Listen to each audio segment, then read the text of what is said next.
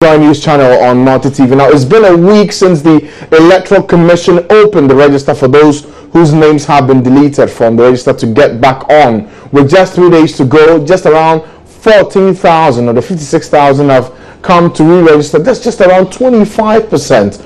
All other voters also have the opportunity to check if their names are still in the register. With days to go, we take a look at the whole exercise so far. Joining me in the studio is Mr. Yusuf Ayuba. He's the Deputy Head of Communications at the Electoral Commission. Thank you, sir, for joining us here on the program. Thank you.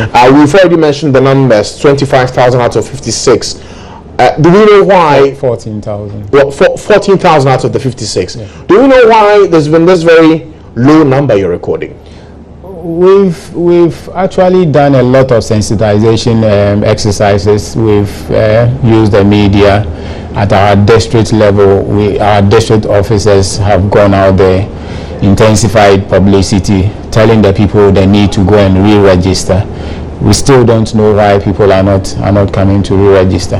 Now, I remember the last time we had this conversation, I asked that if the location of the district office is a problem for anyone who is in a remote area, maybe sending it to the polling stations will be the solution. And you said, yes, it is being considered. Has that been done? The reason why we were not able to deploy the registration kits to the various registration centers was that, looking at the time limitation, we need at least 2 weeks to be able to configure the registration kit to the center. We already have an existing infrastructure, that is a VMX system that we use in our various offices, which is linked to the data center in Accra. So it was convenient for us to use that system because time wasn't on our side. So basically that is why we're using that system, because we have to exhibit that register for them to go back and check their name. And if we don't do that, then it means that we'll be behind time. So that is why we relied on the VMS system. But the low turnout that's come up now, is it more to do with the lack of outreach, or there are other challenges in addition? Because we've heard, for instance, that in certain areas the power outages has affected even the internet connection from the district to the headquarters, and that really slows down the process. Admittedly, we've tried as much as possible to resolve that issue. How have you done it? Currently, the system is up and running. During the weekends, I was in the office, but people did not even turn up during the weekend. We expected a lot of people, because a lot of people are working, so we expected them to have come to the various offices during the weekend to re-register. But throughout the weekend, the turnout was very low. Okay, now you said that you've dealt with the problem. I just need to understand this. Is it that for the outages, you've gotten backup generators for all these centers that are doing the re-registration? Is that how you've dealt with the problem? We have, in some areas, we have backup generators standing by in case the lights go off. Then in situations where we think that the numbers are huge, we've deployed extra kits so that it could speed up the processes. So we've identified areas where we have the numbers. We've introduce additional kits so that the process would speed up. Okay, now I'll come back and have us look at the last few days left. 3 days to do the re-registration, the numbers that are left to be registered, what the EC is doing differently to capture all these other 75% before the deadline. But we know that today many of you have been sharing your thoughts with us on why the exercise has not been fully patronized. Let's hear your views on this, and then I'll come back and ask the key questions of Mr. Ayuba. This year particularly, the exercise is not, the advertisement on TV is not much. So me, myself, my area, I don't know where it's been taking place. Well, actually, so far as I take my ID to the bank and do whatever I can do and withdraw my money and just go, I'm cool with that. I've not found the time yet, so probably later. I didn't know until yesterday. I will. Like, we Ghanaians, we like Lassa. So maybe, but is it still going on? Yeah, it's still going on. Yeah, maybe I might do it. I check it on MTN. They asked us to test the code for 6363, and I did it, and I received everything on it. So where I'm living and where I registered was too far, so I have to check it on the net. Everybody needs to check it. If you're really a Ghanaian, you want to vote, you have to check it. Don't wait till the D-Day, you go there before. No, it's not the best. I went there yesterday morning and they just check it for me. Like I just use my fingerprint and they check my name and they see that I'm in. Oh, I want the voter's ID card for myself, and it's good for anyone to get it.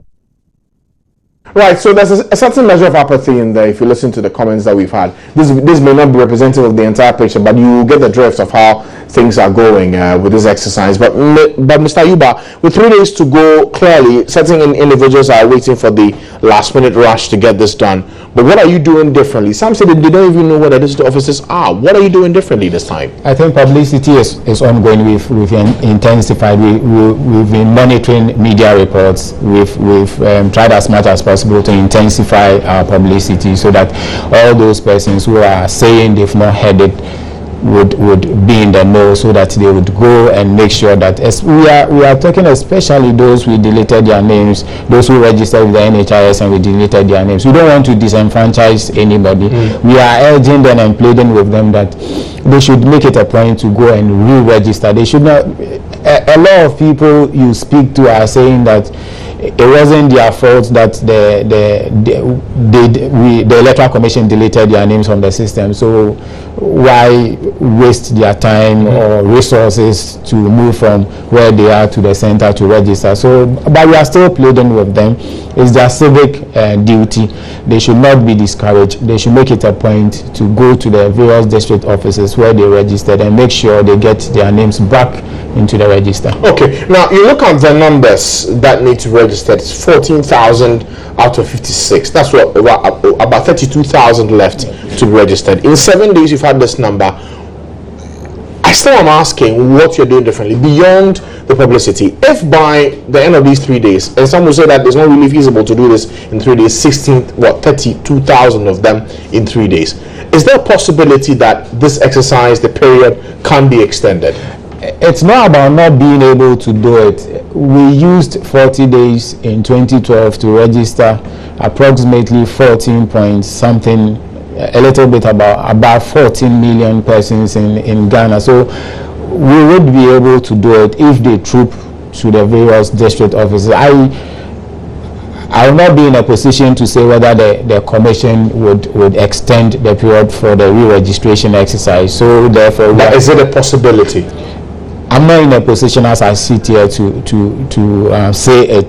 The commission would look at the situation and then they would come up as to whether they would extend the period or create an opportunity for those persons who have not been able to meet the deadline. Okay, but for the list you have, I'm sure you know which areas have these individuals who have not registered. Do you know the areas?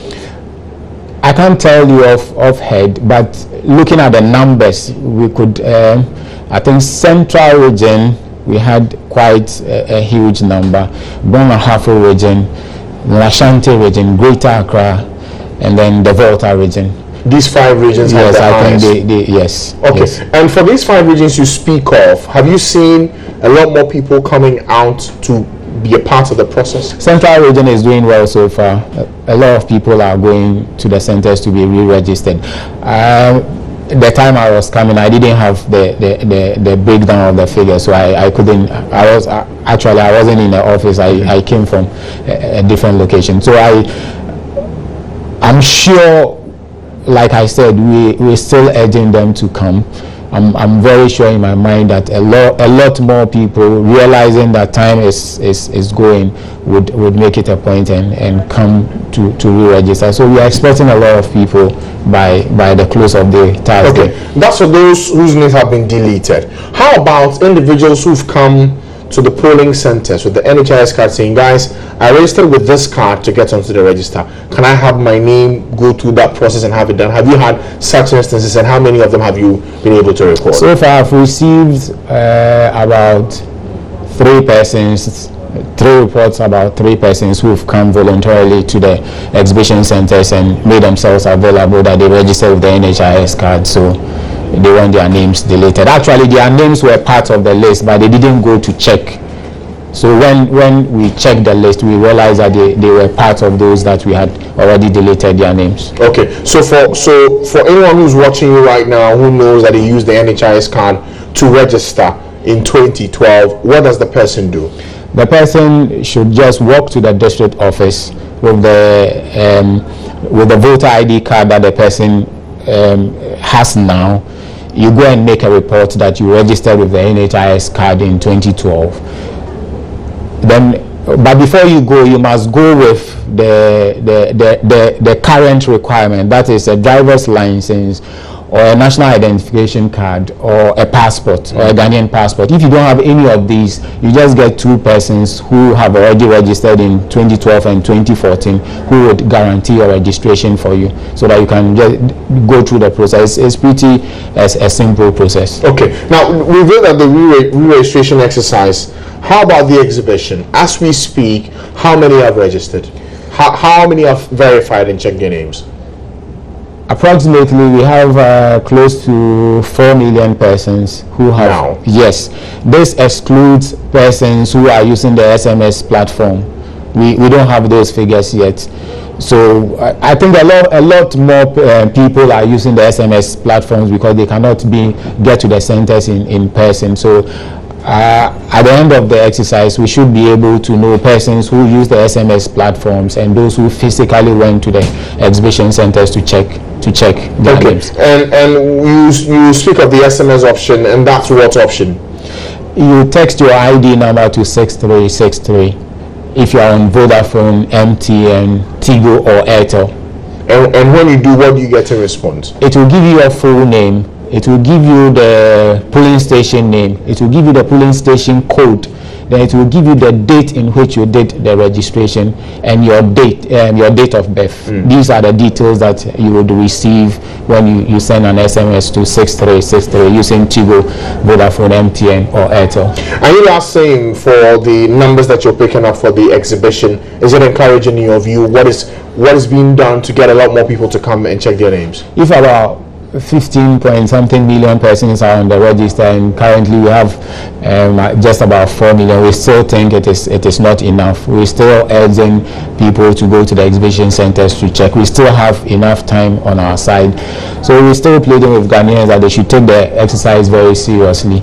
Because you cannot just sit at home and assume that because you have a valid ID card, your name would be in the register. And also, there are a lot of people complaining about mistakes on their details. So this is an opportunity for them to go to the centers to make those corrections. And also, there are persons who are deceased who are on the register, which makes the register a bit bloated. So we're urging people, especially our major stakeholders, to help us in this regard by going to the center and showing proof that this such a person is dead, so that we can remove the person's now how stringent is the monitoring you do at the polling centers? And I ask this because I've had a number of messages on social media saying that there are certain individuals who go to re-register, they have the NHIS card, yet the electoral officer tells them, well, if your name is already in the register, why worry yourself to delete and have the re-registration done? How stringent are your supervisory works there at the polling centers? That is why we've restricted this exercise to the district, so the district officers are always around to monitor the registration exercise, and the political parties also have reps at the district offices, so it's a shared responsibility. They are making sure that persons who are supposed to be on the register are those who come to re-register.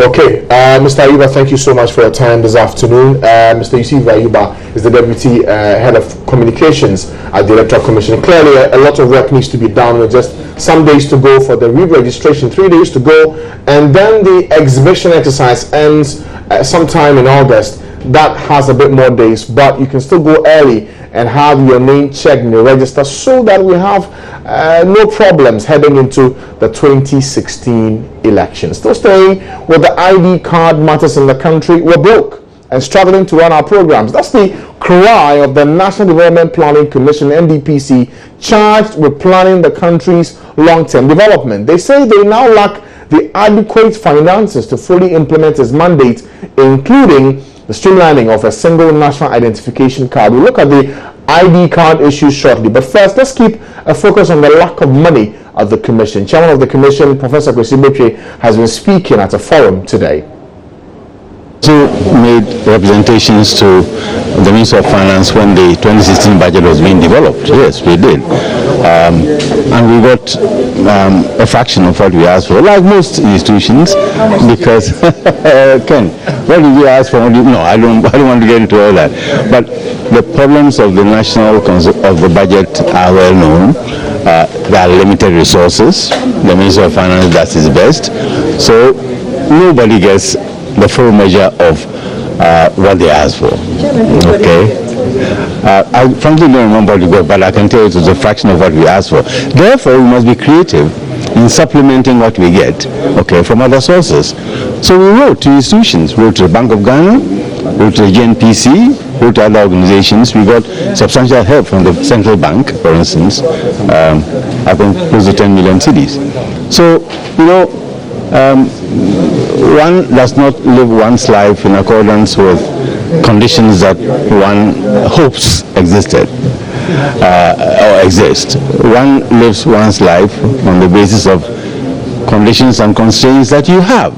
You must operate within these constraints and be creative in devising alternatives. So if we can't get all the resources we need from the consolidated fund, not because the minister is wedded to parsimony as such, but because the resources are not there, we don't throw our hands up and complain. We go out there and see how we can tap resources from willing agencies that see the value of our work. Well, for more on this, we're joined by Dr. Grace Bediako, who is a member of the National Development Planning Commission. Thank you, madam, for joining us here on the program. Let's first talk about the funds that you urgently need to carry out your mandate. What's the problem here? Is it that the funds are not being released to the commission? No, we haven't raised the issue of funds at all. We're talking something different, and that's how we bring our national identification systems together, how we strengthen national identification. So that was the focus of what we were discussing today.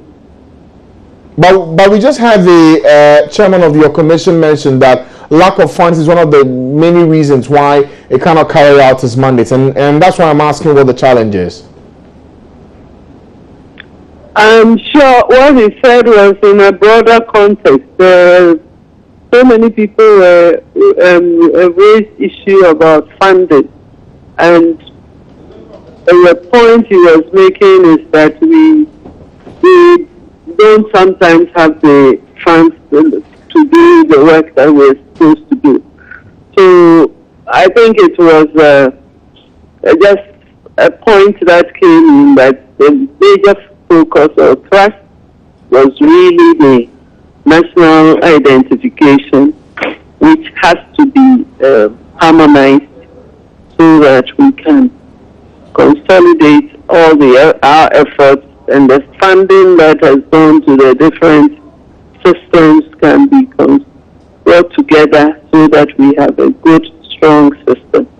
Okay. Now, even on that issue of the synchronizing our ID cards to have it work effectively for us, we know the authority was set up to do just that. In fact, a lot of funds were committed as far back as 2004 into 2005. The big question is, have we lost the plot? Is it that we do not know what to do? For which reason today we are looking to find new solutions to this problem? No, it's not that we don't know what to do. You know, when the funds were provided, now the specifics of it is lost to me, but initially we had funds to cover, I don't recall whether it was 6 regions, and then when that whatever was given to them ran out, we waited a while to get additional funds to do the other regions. So that was what happened. In the meantime, other institutions felt they needed biometric identification systems to support their work, and could not wait and did not feel necessary to pool funds from support NIA to get one national identification system. So that is what happened. We haven't lost steam, we haven't lost interest. It's just that now we find ourselves, people were doing their own thing. Now we find ourselves with multiple registration systems that are not helping anyone. And so if we don't consolidate it, we don't unify these systems, then others will find justification to go their separate ways again. But Doc, briefly for me, I remember that when this exercise was carried out and many, including myself, went to queue up and have our details taken, the promise was that we will get the cards. Am I to understand that per the discussions being done today at the forum, there's a plan to roll it out all over again, or we're looking to have this rather improved? As I understand, it's possible to get the cards from the Accra office if you have the slip. And sometimes you just need the basic particulars to be able to locate your records, and then once we verify the identification, it can be released. So the cards are there.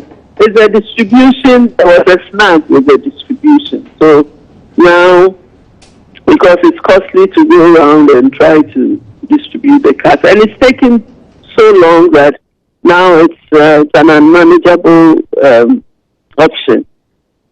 That is not what, I mean, that's one thing. What we were discussing is not to set up a new system. We haven't reached there yet. We try to map out what is happening, to understand what people were doing, why they took off the way they did, what kind of systems they have. But understandably, it was a short time.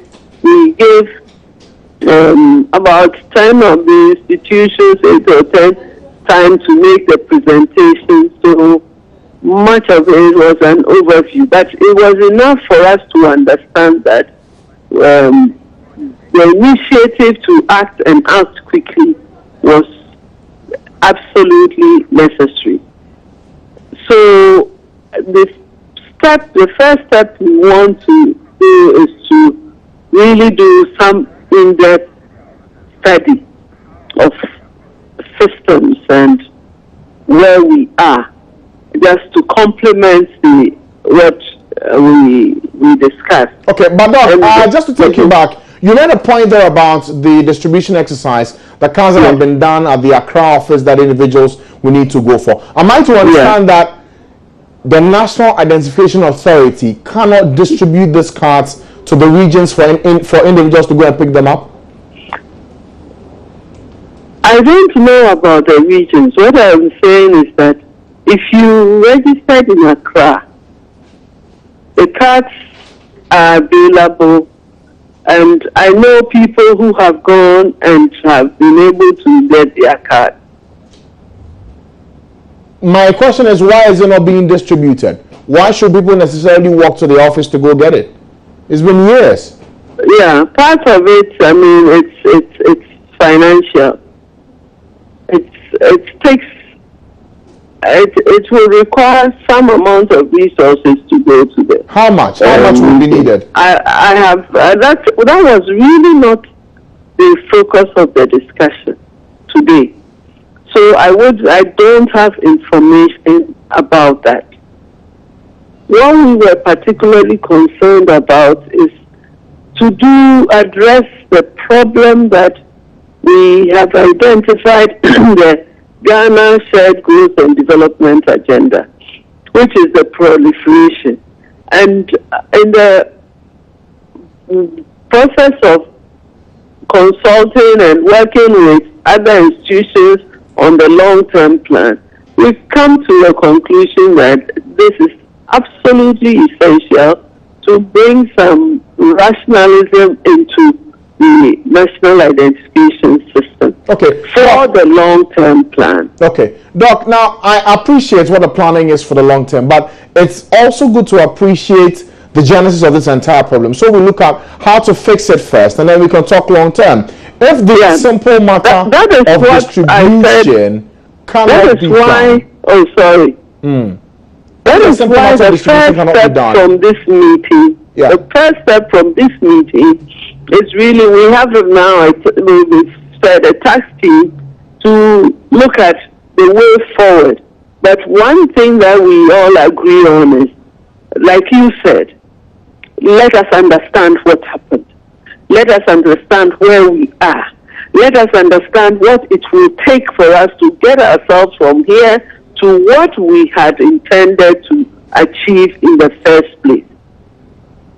But Doc, so it's not at all looking in the long term. And in fact, we have ourselves a deadline that we should work through this by the end of next year, so that we'll be able to get on with other things. So it's really a short-term thing that we're talking about. Okay, but even with that, you're talking about this being a forum to find the solution to fix this once and for all, so the cards are synchronized. But you look at the state of the authority today, and some would say it's quite a sorry one to look at. Things are not happening. The authority is supposed to distribute the cards, have things run, is not happening. So today, as we speak, what's the NIA doing?